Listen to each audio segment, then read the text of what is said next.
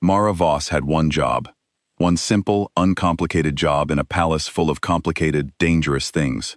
She was to carry the tray of ceremonial wine goblets from the kitchen corridor to the center of the grand hall, place them on the presentation table, and disappear back into the walls like every other human servant in Ashenvale Palace. No eye contact, no noise, no trouble. She had done harder things. She was wrong. The grand hall was the most terrifying room Mara had ever stood in, and she had stood in some terrible rooms. The ceiling rose so high above her head that the chandeliers looked like fallen stars suspended in darkness. The marble floor was white and cold, and so polished she could see her own frightened reflection staring back at her from below. Hundreds of wolf nobles filled the space in perfect, rigid rows, men and women dressed in deep jewel colors, their bloodlines ancient and their patience thin. They did not speak, they barely moved. The entire hall had the quality of a held breath, of something enormous waiting to happen. Mara gripped her tray with both hands and began walking. She kept her eyes on the floor directly ahead of her feet. She counted her steps. She reminded herself that she was invisible to these people, a human girl in a servant's uniform, carrying wine, beneath their notice. All she had to do was reach the table, set down the goblets, and leave. 30 more steps, 20, 15. She never made it to 10. A noble wolf near the center aisle shifted his weight without warning, stepping sideways into her path. His broad shoulder caught hers hard. The tray tilted. Mara spun instinctively to her left, throwing her arm out wide to stop the goblets from sliding, and the back of her open hand connected with something solid and warm and terrifyingly close. The sound it made was sharp and clear and absolutely horrible. The tray hit the marble floor a half-second later. Every goblet shattered. Red wine spread across the white floor like a wound opening, and Mara stood frozen in the wreckage, her right hand still raised in the air, staring directly into the face of King Cailan Ashvorn. She had struck him across the cheek. The King of Ashenvale, the Alpha of Alphas, the man whose name made grown wolf lords lower their eyes, and whose silence was more frightening than other men's anger. She had hit him across the face with the back of her hand, in front of every noble family in the kingdom. Nobody in the hall moved. Nobody breathed. 3 royal guards had their hands on their weapons before the last goblet stopped spinning on the marble, and not one of them stepped forward, because not one of them knew what to do next. Nothing in their training had covered this particular situation. Mara's mind went completely blank. Then, slowly, with the careful precision of someone who controlled every single thing about himself, King Cailan turned his head back to face her fully. She saw his eyes first, gray, still, holding something she could not read, and was not sure she wanted to. A faint mark from her hand was visible on his cheek, and she watched his gaze travel from her still-raised hand, down her arm, and up to her face. She expected rage. She expected the cold, efficient command that would end her life in this room, in front of all these witnesses, on this wine-stained floor. Instead, his mouth curved. Just slightly. Just enough. A small, quiet smile that did not reach his eyes, but lived in them anyway, somewhere deep and still and curious. Like a man who had just discovered the only unexpected thing left in a world that had long ago run out of surprises. The terror in the room did not decrease. It got worse. Mara could feel it, the shift in the air, the tightening of the crowd's collective dread. Because they knew something she did not. They knew what that smile meant. They had seen it before, and they knew it only appeared in one of 2 situations.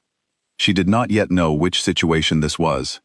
She opened her mouth and began to say the words she was already forming, a desperate, tumbling apology, and the king raised one finger.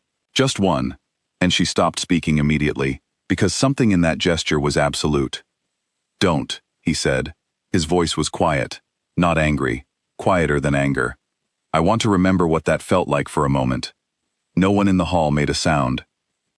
3 high lords stepped forward, already reciting lines from the ancient bloodline codes, the laws that governed conduct before the Alpha King, the punishments for violation, the specific and detailed consequences for striking a reigning alpha. They had barely spoken 2 sentences before Cailan looked at them, just looked, and they stopped. He studied Mara for a moment that felt much longer than it was. "Your name," he said. "Mara," she managed. Mara Voss. Her voice broke once, in the middle of her own last name, which under different circumstances might have been embarrassing. He nodded. Then he turned to address the entire assembly with the calm of a man who has never once doubted his own authority. She remains unharmed. She will be reassigned to my personal household staff. Any man who touches her answers to me directly. Then he walked to his throne and sat down, and the ceremony continued, and the nobles rearranged their faces into careful blankness, and somewhere behind Mara, a servant appeared to clean up the broken glass and spilled wine. And Mara stood in the middle of it all, with wine soaking through her shoes, and her heart slamming against her ribs, trying to understand whether she had just been rescued or handed something far more complicated than a death sentence. She did not sleep that night. By morning, the story had traveled every corridor of Ashenvale Palace and changed shape with each retelling. By the time it reached the outer courtyard, some versions had her striking the king deliberately, a secret act of rebellion. Other versions suggested she was a spy. A few of the stranger ones whispered that the king had recognized something in her, something rare, something that explained the smile, something nobody could quite name. Her new assignment scroll arrived before dawn, delivered by Dame Helva, the head housekeeper, who placed it on Mara's small table without making eye contact.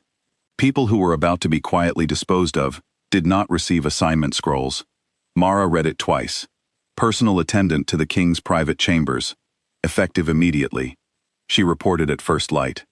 The king was already awake, already dressed, already working at his desk beside the window, reviewing papers by the gray early light, when Mara entered and stood near the door waiting for instruction. He did not acknowledge her for 11 minutes. She counted. When he finally spoke, he asked her to pour his coffee. She did. Carefully, hands almost steady. He took a sip, set the cup down. "You pour it the way humans do," he said, still reading. "Too careful, like it might bite you." She heard herself say, before she could stop it, "Most things in this palace do." The silence that followed was the longest 3 seconds of her life. Then, "Fair," he said, and returned to his papers. She stood very still and tried to remember how to breathe normally. The court ladies began their quiet campaign against her within 2 days. Nothing direct, the king's warning was too fresh for that. But there were other ways, meals that somehow never arrived, corridors that became blocked by clusters of noble wolves, who simply stood close enough that their dominance pressed against her like a physical weight, making her vision blur and her legs feel distant. She endured it the way she had endured most hard things in her life, quietly, without giving them the satisfaction of watching her break. But on the 8th morning, when she was helping the king review his correspondence, and she reached across the desk for a document, her sleeve slipped back slightly. The bruise on her wrist was faint. She had been careful, not careful enough. He said nothing. That same evening, Lady Seraphine Vale, the most powerful she-wolf in the court, the woman every nobleman expected to one day sit beside the king, was quietly and permanently removed from all private court functions. No explanation was given. The lady understood. The court understood. And Mara, when she heard of it, sat with the information for a long time without knowing what to do with it. She went to the archives instead. At night, when the palace was quiet and the restricted upper sections were locked behind bloodline seals she could not pass, she searched the older, human-accessible records. Genealogy ledgers, historical texts, administrative logs going back 300 years. She was looking for something to explain the king's behavior, some precedent, some legal note, some piece of context she had missed. What she found was her own name. In a ledger of extinct bloodlines, cross-referenced in faded ink beside a notation she had to read 3 times. Voss, bloodline of the Silent Tether, bonded pair to the Ashvorn line, last recorded union, 3 generations past, believed dormant. She sat in the dark archive for a long time after that. She did not fully understand all of it, but she understood enough. The collision in the grand hall, the contact, the touch, may have triggered something neither of them had known existed. Something ancient and bloodline deep, something that the ledger described as irreversible. She closed the book carefully and made a decision she suspected was going to be either the bravest or most foolish thing she had ever done. She would tell him. She went to him the following morning before his court day began, with the ledger under her arm and no particular plan beyond honesty. She set the book open on his desk and pointed to the entry without preamble. She told him everything: the notation, what she understood it to mean, the fact that the bond may have been activated by the accidental contact in the hall. She told him she wasn't asking for anything. She told him she couldn't carry the information alone and call herself an honest person. He read the page. He read it again. His face was perfectly still. For a long moment the only sound was the fire in the hearth behind them. Then he closed the ledger and looked at her, and for the first time she saw something shift in his expression. Something past the king's face, past the careful armor of authority, something tired and old and, underneath it, genuine. "Do you know," he said quietly, "how long it has been since someone told me an uncomfortable truth without needing something from me in return?" She shook her head. "Longer than you've been alive," he said. She did not know what to say to that, so she said nothing, and somehow, in that particular silence, she felt something settle between them, not solved, not simple, but real. The political storm arrived 3 days later. Lord Draven Moltke came from the Northern Territories with a delegation and a formal motion. He was old, powerfully built, and spoke with the confidence of a man who had never been told no by anyone who mattered. He brought the court scholars with him, and the scholars confirmed what the old book said. Under current kingdom law, a human tether could not be formally recognized. The bond had to be severed. The only method the ancient law provided for severing a tether bond was the removal of one of the two parties. The removal they were describing was not a relocation. Mara stood in the upper gallery and watched through the long window as the motion was placed before the king in the throne room below. She watched Kaelin sit through the entire reading without moving, without expression. She had learned by now that his stillness was not peace, it was pressure, building. When the last word of the motion was spoken, he stood. He did not raise his voice. He did not need to. He addressed the ancient law point by point, systematically, with a precision that had nothing performative about it. He was not speaking for effect. He was dismantling an argument the way a man takes apart a machine, piece by careful piece. He cited 3 separate cases where royal decree had superseded outdated bloodline statutes. He named the specific year each law had last been reviewed, and by whom, and under what circumstances that review was now invalid. And then he ruled. Simply and finally, the law was void. The motion was denied. Anyone who wished to challenge his ruling was welcome to do so directly. She heard him before she saw him, the quiet sound of boots on stone, unhurried. He came to stand beside her and looked out over the kingdom the way he probably always did, like a man checking that it was still there, that it still held, that the weight of it had not shifted in his absence. "You didn't have to do that," she said. "No," he agreed. "You could have let the law stand. It would have been easier." "It would have been," he said. And then, after a pause, "I didn't want to." She turned to look at him. He was already looking at her, not with the expression she had first seen in that terrible hall, not the unreadable king, not the man whose smile had frightened an entire court, just a man, standing in the dark, next to a woman who had accidentally changed the direction of his life, telling her the truth. "I don't know what this is," she said honestly. "Whether it's the tether, or something else, or both, I genuinely don't know." "Neither do I," he said. "I've spent my entire life requiring certainty before I act. I've made decisions that shaped thousands of lives, and I made every single one of them from a place of complete knowledge." He was quiet for a moment. "I find I don't need that tonight."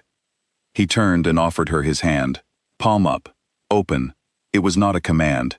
It was not an order from a king to a servant. It was a question, plain and simple, from one person to another. Mara looked at his hand. She thought about the archive ledger, and the broken goblets, and the wine spreading across white marble, and the smile that had terrified an entire room. She thought about coffee poured too carefully, and a bruise he had seen and never mentioned aloud. She thought about a man who had knocked on her door instead of opening it. Then she placed her hand in his. Below them, the lights of Ashenvale glowed against the dark. The forest beyond the palace walls was quiet, and somewhere in the deep, old bones of the kingdom, something that had been waiting a very long time quietly, finally, settled into place.